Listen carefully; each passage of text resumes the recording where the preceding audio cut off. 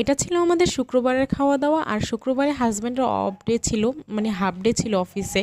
তো চিন্তা করলাম যে অনেক দিন হয়েছে মসজিদে নামাজ পড়া হয় না, যেহেতু আজকে হাফ ডে শুক্রবার, তো কেননা একটু নামাজ পড়ে আসি মসজিদে। দেন নামাজ শেষ করে আমরা গিয়েছিলাম রেস্টুরেন্টে লাঞ্চের জন্য।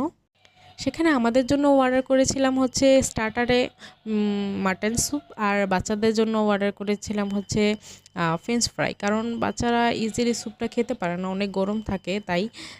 তো আর সাথে ওরা একটা লেবু সার্ভ করে এই স্যুপটার সাথে, আর হচ্ছে কয়েক পদের চাটনি সস।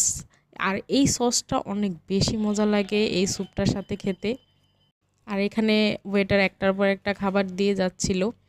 এখানে হচ্ছে এই হামসটা অনেক বেশি মজা, এটা একটা সস, আর এটা হচ্ছে পিকেলস, গাজর আর মূলা, এটা ওরা পিকেলস বলে, যাই হোক। আর এটা হচ্ছে খাবুস, আর এগুলো হচ্ছে স্যালাড, এগুলো এই পাতাগুলো খাওয়া যায়।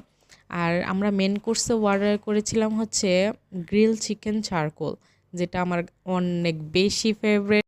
এটা অনেক ঝাল, কিন্তু আমার কাছে অনেক বেশি ভালো লাগে। আর সাথে এই যে পেঁয়াজের যে স্যালাডটা দেয়, এত মজা কি বলবো।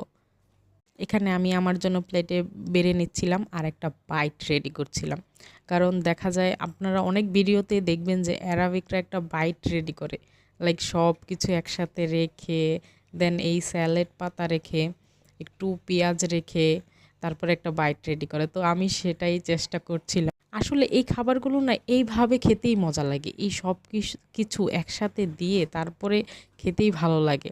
আর সাথে যে ওর একটা এই যে হামসটা দেয়, যেটা আমি বললাম, এত মজা, আমার কাছে তো এত ভালো লাগে কি বলবো।